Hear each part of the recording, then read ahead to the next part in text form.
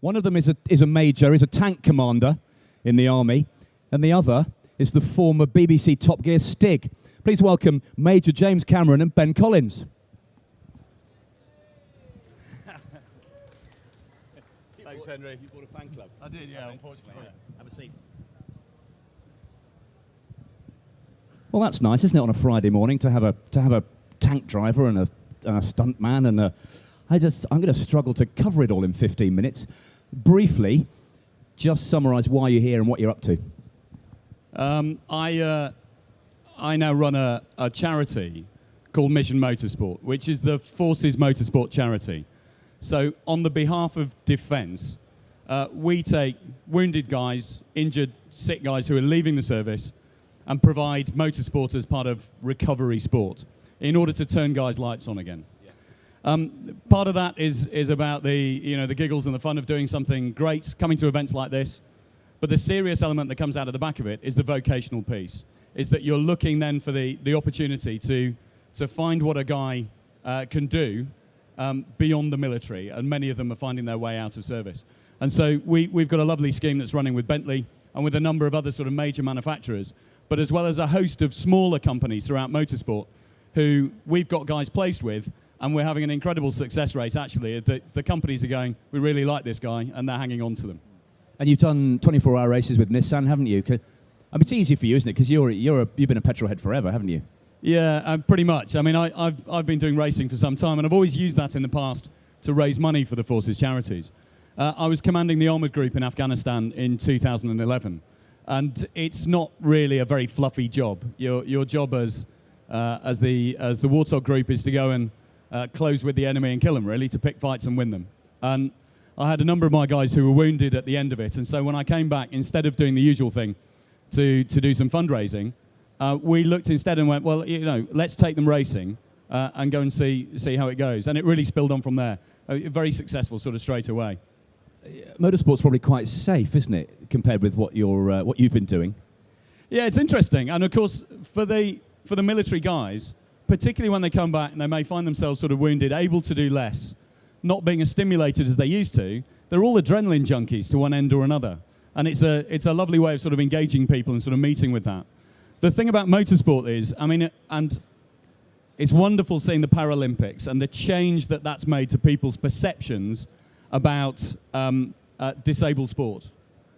But in motorsport, there is no Paralympic category. You race on the same time, on the same grid as the able-bodied guys, and if you're not quick enough, you're last. And so we ran a team in the Britcar 24-hour race, fantastic event, last year at Silverstone, in a works Nissan 370Z, fully sequential Group 4 race car.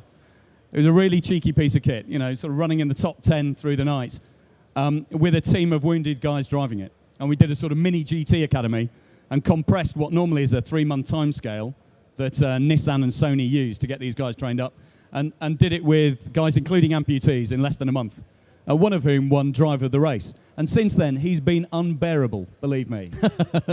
Ben, what's your involvement with Mission Motorsport? Well, we were fortunate enough to meet Jim last year, I think, and really through my bits with the Race to Recovery team. I met them with, on TV World with Top Gear when we appeared with the Wildcat to do some training in the Welsh Hills.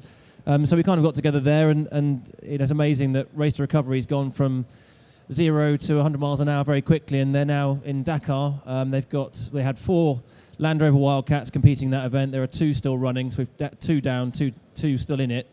And really incredible on their part. You think about how difficult it is. A lot of people will be here talking how difficult it is to raise a motor racing budget, and they've completely solved that with Land Rover, and the income they're raising in that activity is funding Help for Heroes and other projects. So it's great. Is there some sort of crossover between Mission Motorsport and Race to Recovery? Are you sort of from a central pool, if you like?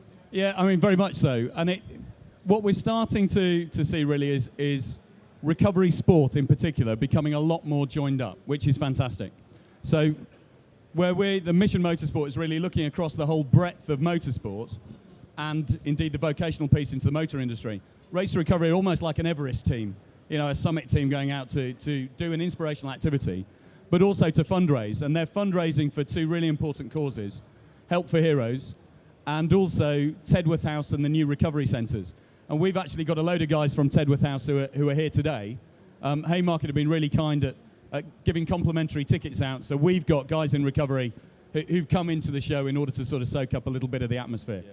So the race to recovery guys, the military guys amongst them, we're now looking at what they're going to do post-Dakar, and that's really the interesting piece afterwards. And we've got some of them placed with organisations that are running adventure holidays, taking things overseas, where other guys are doing something that's a little bit closer to home.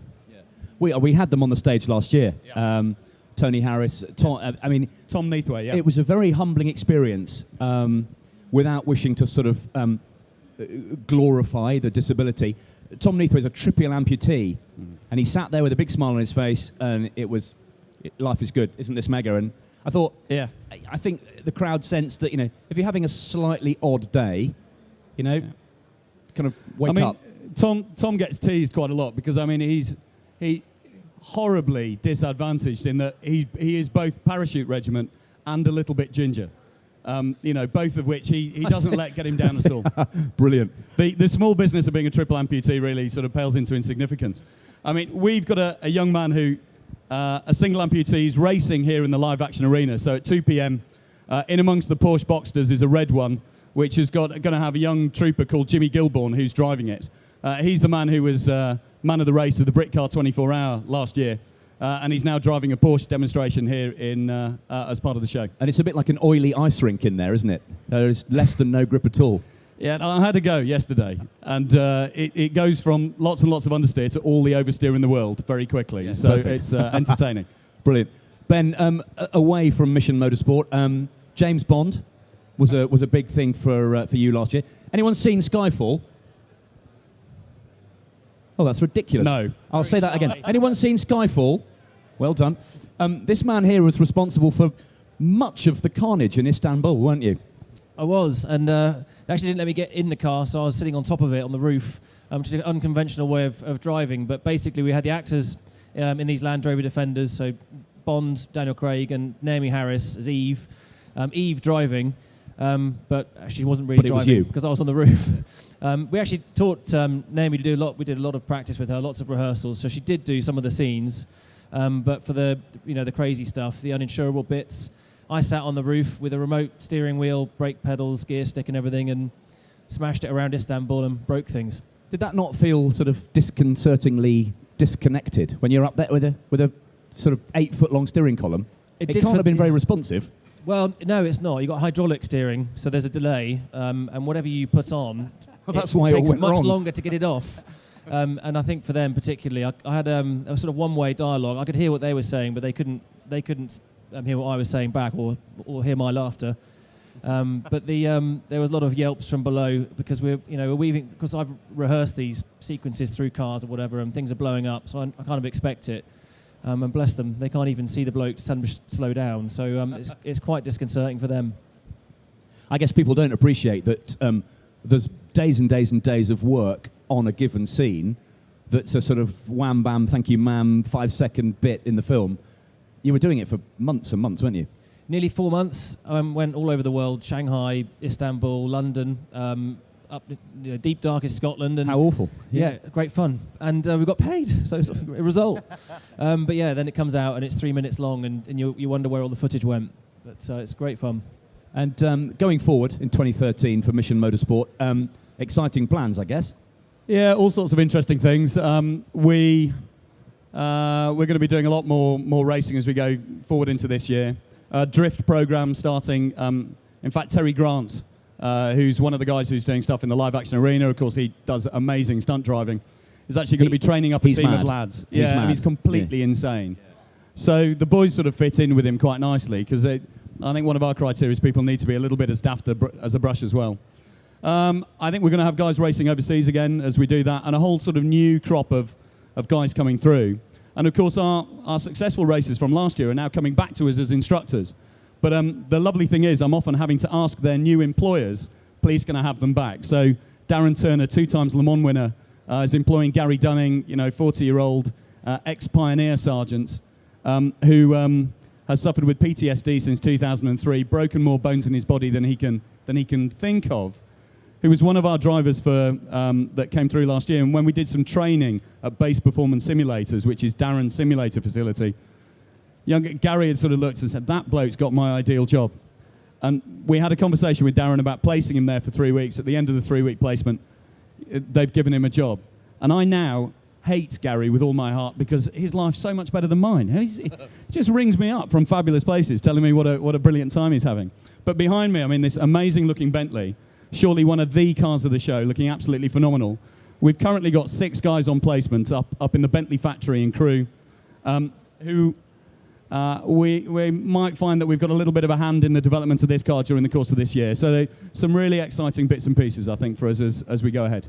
I think you are to be applauded for what you're doing, because people don't appreciate that when you come out of the armed forces, you know, you're kind of left to your own devices, and a lot of guys struggle, don't they? And they go astray.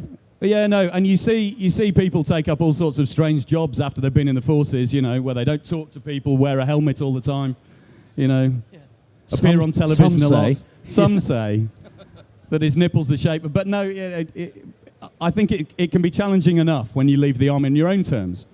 But when you're being forced to leave the military, the Navy, the Air Force, the Marines, whatever it might be, through traumatic injury or through trauma itself, it's a even bigger hurdle to get over. And so there's a lot of efforts now, some really great work that's being done to help people get across that step. And we've got some recovery officers who are here with us today, each with a portfolio of guys who they're looking after. And we're always very keen to talk to people who might see some space in their organisation for a service leaver, for a guy who's sort of going through that process and looking for something beyond. It may lead directly into something. It may just be good for their CV and good to open their eyes to how things are done in the outside world. Yeah. Ben, how do people get involved? Because Mission Motorsport needs able-bodied volunteers.